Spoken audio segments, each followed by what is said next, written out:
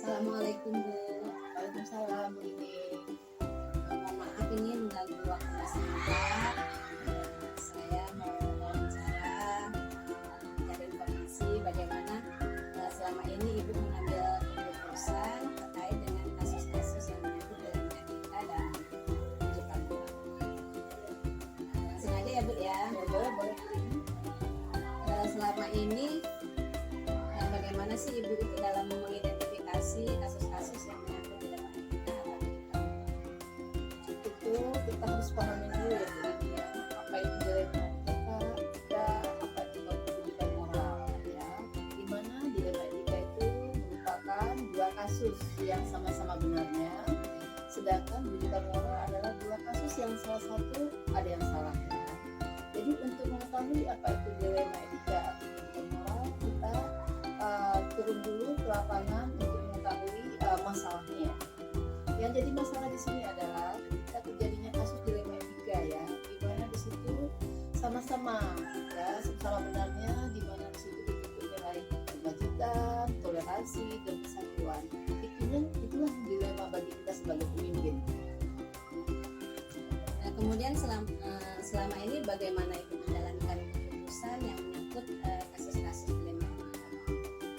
Ketika dua-duanya mengandung nilai-nilai kebenaran, tentunya kita harus menimbang dulu ya. Menimbang dalam arti kata sini ini, di situ kita lihat dulu kepentingan pribadi atau kepentingan umum. Di mana kepentingan pribadi dikatakan benar, tapi jika bertentangan dengan aturan atau hukum, kita harus lihat dulu ya.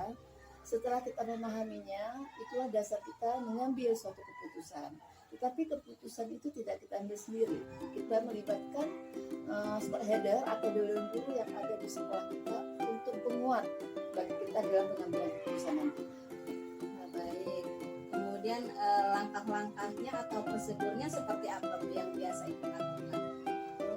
Seperti awal disampaikan tadi, yang pertama prosedur atau langkahnya adalah melibatkan dewan guru tadi. Kita komunikasi dengan dewan guru. Jadi ketika terjadi suatu masalah atau dilema tadi, setelah itu ada yang keduanya adalah komunikasi. Komunikasi di sini adalah komunikasi yang kita lakukan dengan orang yang punya masalah tersebut, karena biasanya dengan komunikasi yang baik akan menyelesaikan hasil yang baik. Gitu ya Bu ya. Menurut Ibu hal-hal apa saja sih yang selama ini Ibu anggap efektif ya dalam pengambilan keputusan menyangkut kasus dilema etika? Dalam mengambil keputusan itu yang dianggap efektif itu adalah yang pertama, kita harus tahu dulu ini masalahnya seperti apa, masalah apa yang terjadi, kemudian masalah itu kita selesaikan, jangan terlalu terburu-buru. Itu yang pertama. Kemudian yang kedua adalah keputusan yang kita ambil itu memang betul-betul dapat menyelesaikan masalah yang ada di sekolah kita. Kemudian yang ketiga adalah keputusan yang diambil tadi itu bisa diimplementasikan sehingga akhirnya bisa menyelesaikan masalah yang ada di sekolah kita. Berarti tidak langsung memutuskan ya Bu ya, tidak ada analisis. Benar. Selama ini yang menjadi tantangan bagi Ibu seperti apa Kalau dalam pengambilan keputusan?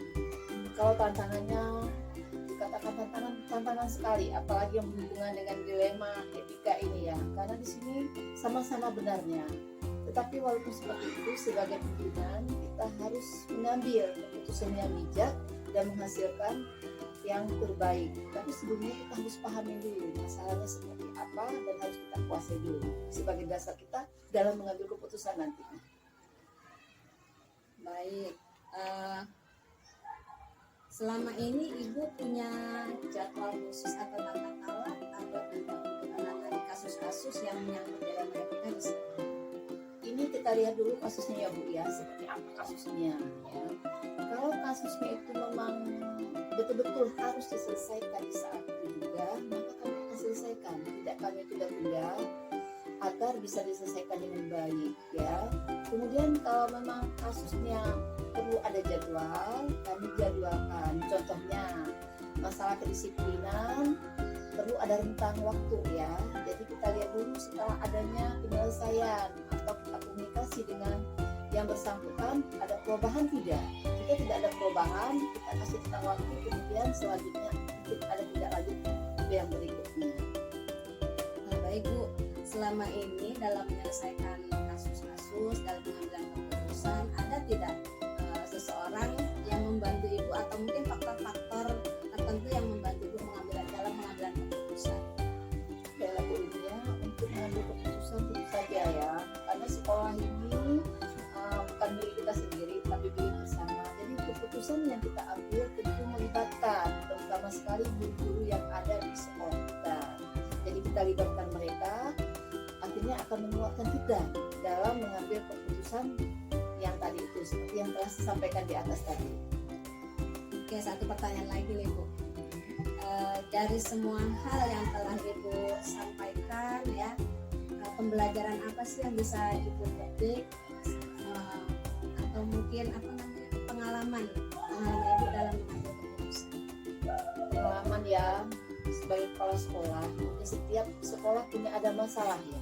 Setiap masalah itu harus kita selesaikan. Jadi pembelajaran yang kita ambil dari masalah itu adalah yang pertama, dalam mengambil suatu keputusan ya, kita jangan terlalu tergesa-gesa. Kemudian kita itu harus menyelesaikan mengetahui dulu masalahnya seperti apa. Yang pertama ya.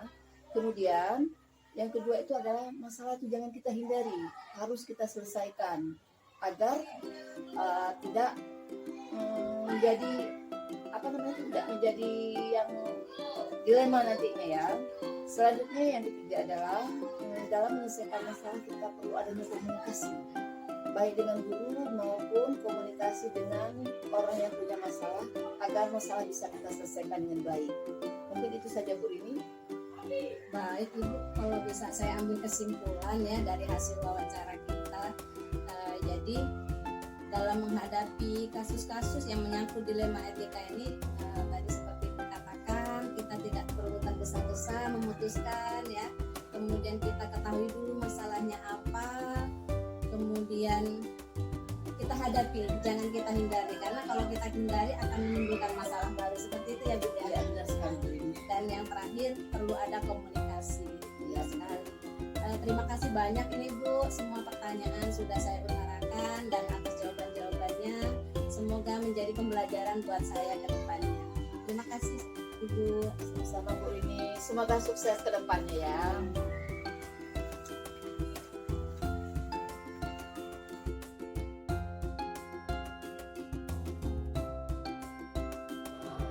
Assalamualaikum Bu. Waalaikumsalam.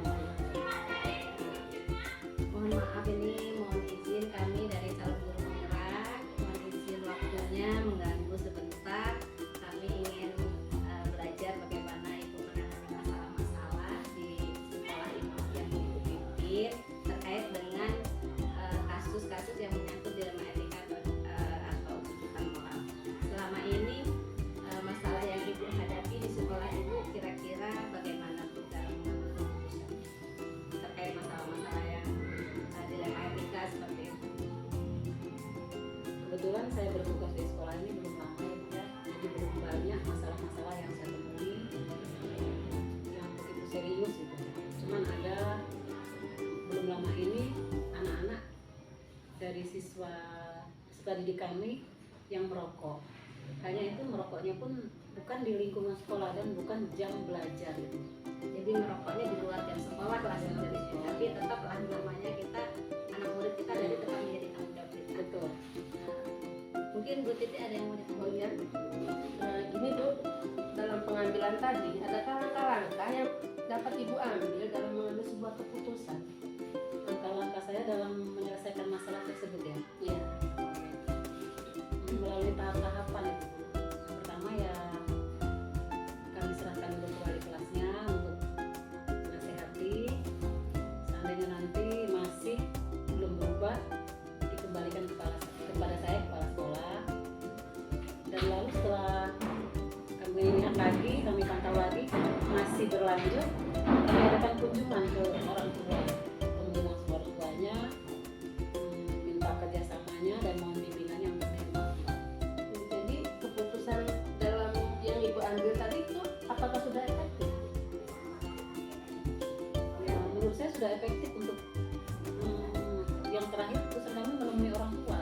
Jadi Menemui orang tua untuk mengadakan bimbingan di rumah ya Bu ya, ada kerjasama dengan orang tua dalam membimbing anaknya di rumah.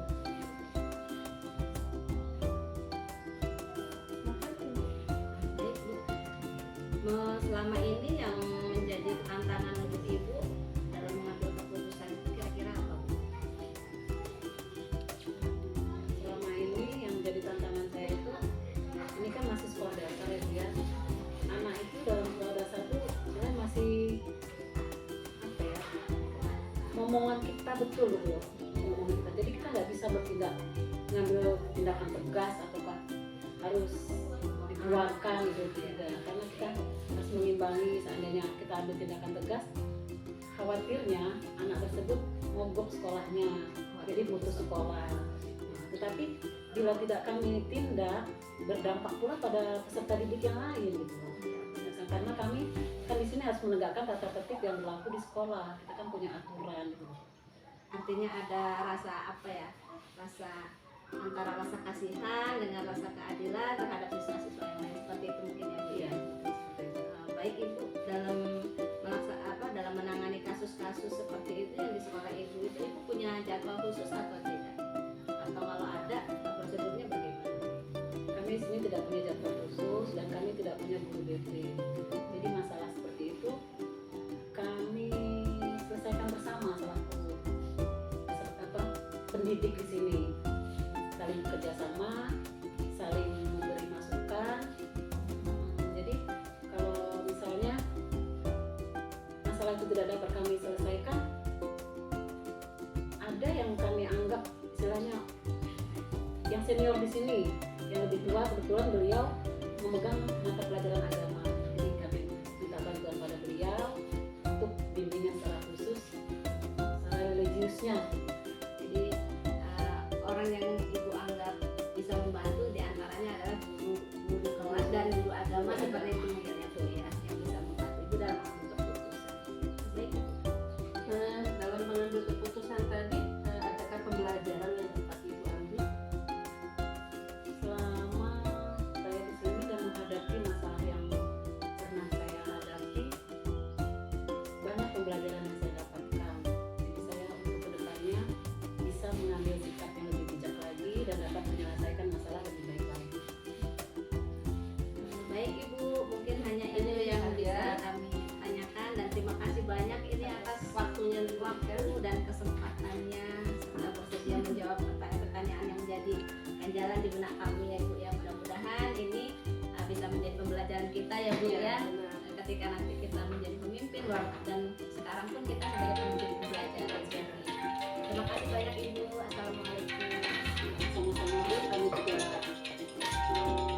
keluarga besar di Kabupaten juga mengucapkan terima kasih atas undangannya. Itu saja. Kami permisi Bu.